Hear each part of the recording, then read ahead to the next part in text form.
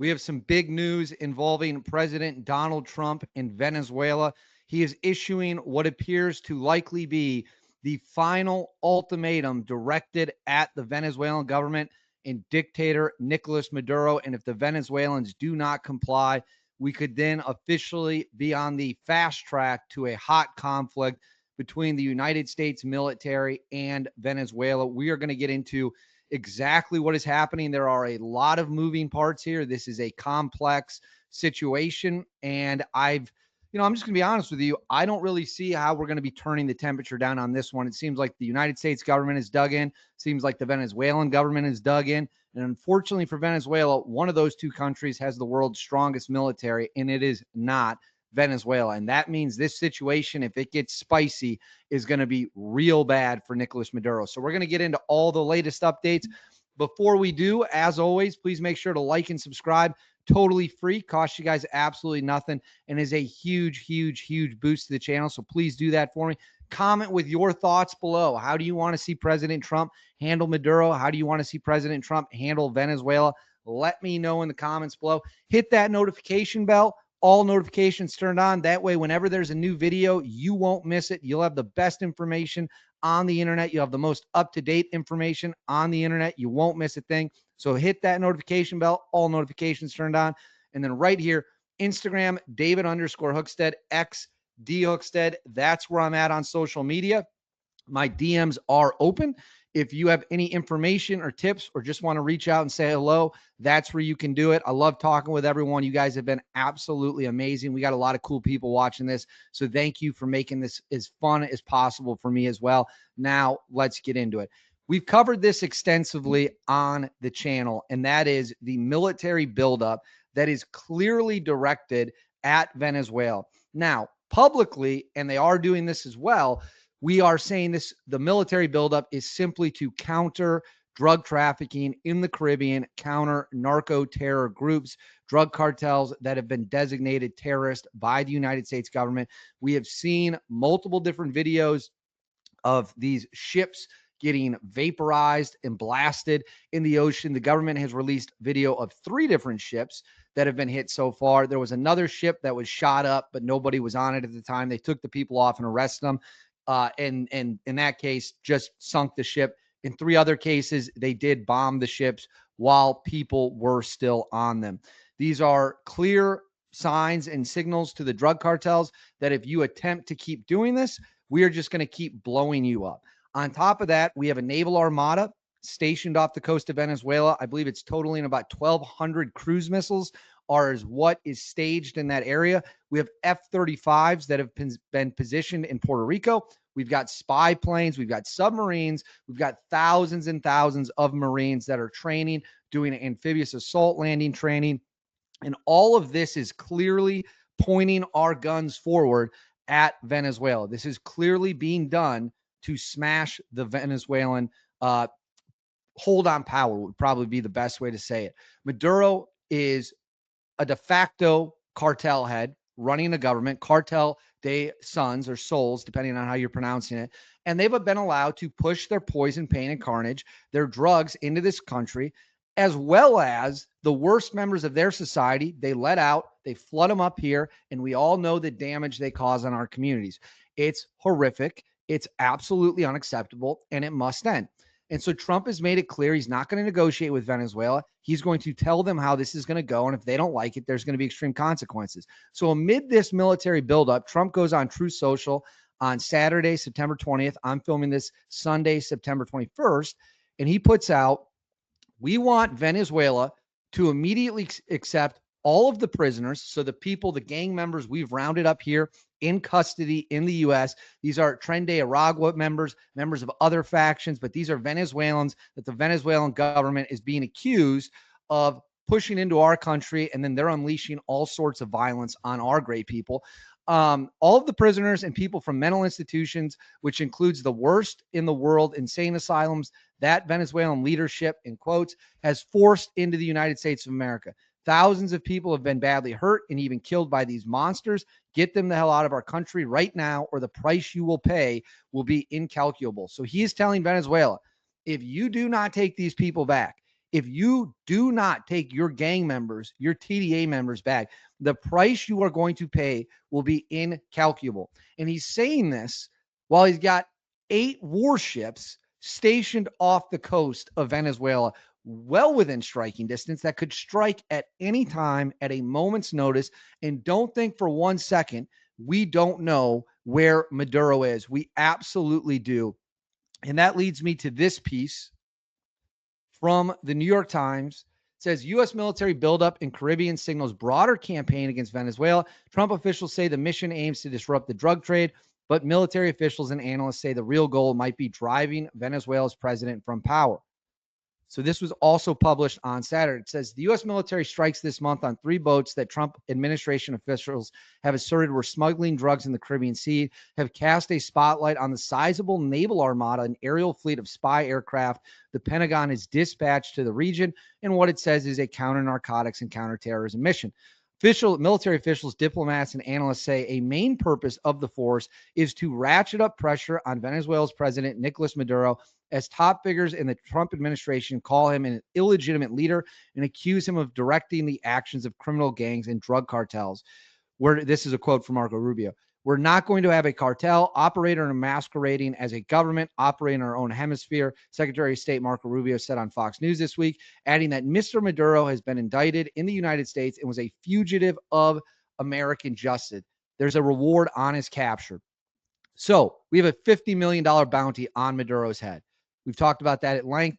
That's not really being done so that people in the U.S. go down and try to take him out. It's being done in hopes that his own people in Venezuela rise up, some generals. And remember, we just had a top Air Force general from Venezuela defect to the U.S., likely handing over a gold mine of information, radar system locations, SAM battery locations, holes in their air defense systems. That defector is a game changer. We were going to win anyways, but now you just gave us all the information we need to hit these guys, hopefully in one quick strike. So it continues. The heavy military presence in the Caribbean, including F-35 fighters in Puerto Rico, suggests the United States plans to do more than blow up small vessels, analysts said. But the scope of the operation remains unclear. So again, this is what I'm saying. You don't use F-35s to target drug boats. You use them to defeat hostile air defense systems in contested airspace. They're a stealth fighter. You can blow up a boat with a drone or an MQ-9 Reaper or whatever you want to call it, 50 cal machine guns. You don't need an F-35 stealth fighter. That is meant for a much more strategic operation, and we are flooding them down to the region. So keep that in mind. It says the 4,500 member force currently aboard 8 warships is too small to invade Venezuela or any country harboring traffickers, and it is not operating in the main body of water to carry out a major drug interdiction campaign. That would be the Eastern Pacific Ocean, regional experts say. The clandestine deployment of elite special operations forces suggests that strikes or commando raids inside Venezuela itself may be in the works. So now they're saying we might have Delta Force, SEAL Team 6, maybe the Army Rangers, already in position to strike the drug cartels. That is huge news.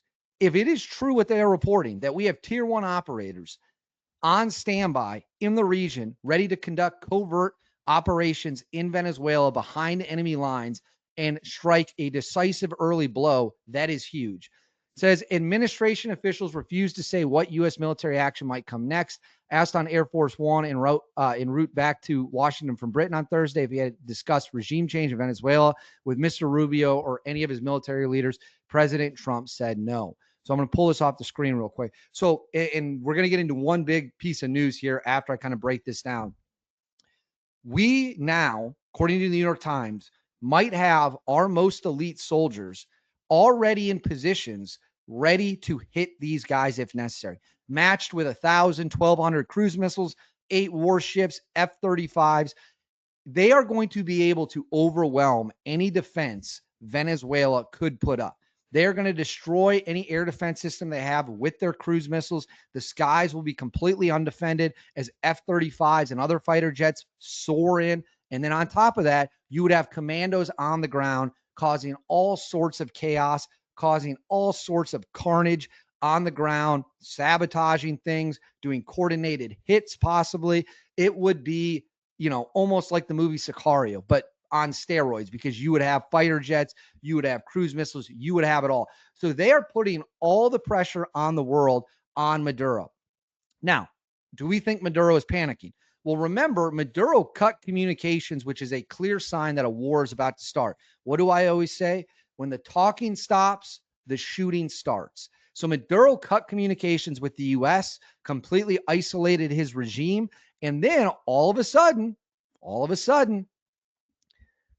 he's looking down the barrel of the U.S. military. And what do we have here from Reuters? Venezuelan President Nicolas Maduro offered to engage in direct talks with the administration of U.S. President Donald Trump days after the first U.S. strike on a boat from the South American country that Trump says was trafficking drugs. So here we go. He wants to talk to Richard Grenell, who's like the special envoy, special comment. So we literally, after pull this off the screen. So Maduro first says, we're cutting communications. We're not going to talk to the Americans. We are geared up for total war. We believe we are about to be struck or invaded. And then he realizes, this saber rattling probably isn't a good idea because we're about to get crushed. And what does he do? Now he's begging for Trump to get on the phone with him. And instead of doing that, Trump is issuing another ultimatum, possibly the final warning.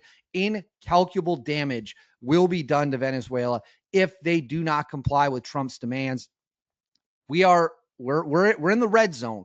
If we wanted to use a sports analysis term, we are in the red zone. The United States has driven the field. Venezuela is now scrambling. These guys talk so tough. Maduro talks so tough. He wants everyone to fear him. And don't get me wrong, he is a brutal dictator. Maduro is a brutal dictator. He has his boot on the throats of his people. And as I've said many times, our problem is not with the people of Venezuela. The people of Venezuela are good people. We like the people of Venezuela. They have been oppressed under the Maduro regime. They've been treated terribly. They've been silenced. He has killed his own people. He's arrested many of his own people. He is a piece of garbage. Our problem is not with the people of Venezuela, who certainly don't want to die for Maduro. Our problem is with Maduro. And he talks this big game. He talks so tough. He cuts communications. And then when he realizes he's about to get his world rocked by the United States military, he's going to get a front row seat to the power of the United States military. Now he's on the phone begging the United States to reopen lines of communications. These guys all know, all these dictators know, they can talk as tough as they want. But at the end of the day, when you get confronted by the power of U.S. military might, you have no chance whatsoever. Venezuela has 2 functional F-16s. 2. We have thousands of fighter jets. It's believed they have roughly about 30 old Soviet-produced fighter jets. What do you think those fighter jets against F-22s and F-35s are going to be like? They're going to get blown out of the sky before they even knew they were being targeted. That's the difference in capabilities here. And Venezuela poked the bear. They continue to try to send drugs up our way. They continue to allow drug boats to leave their ports, which we're blowing up. And now they're begging to get back on the phone with Trump. My, how quickly things have changed. They are panicking. Almost certainly even worse behind the scenes. They know what's coming, and they know they have no chance against it. But I want to know what you guys think. Let me know in the comments below. How do you want to see President Trump continue after issuing this ultimatum to Venezuela? Do you want to see us strike? Do you want to see us take out Maduro? Do you think it's not our problem? Let me know in the comments below. Please make sure to like and subscribe. Totally free. Cost you guys absolutely nothing. Huge boost to the channel. Hit that bell. All notifications turned on. You won't miss a thing. And then right here, Instagram, David_Hookstead, X, D Hookstead. That's where you can find me online. DMs are open. Send me any information you got. I'll see you.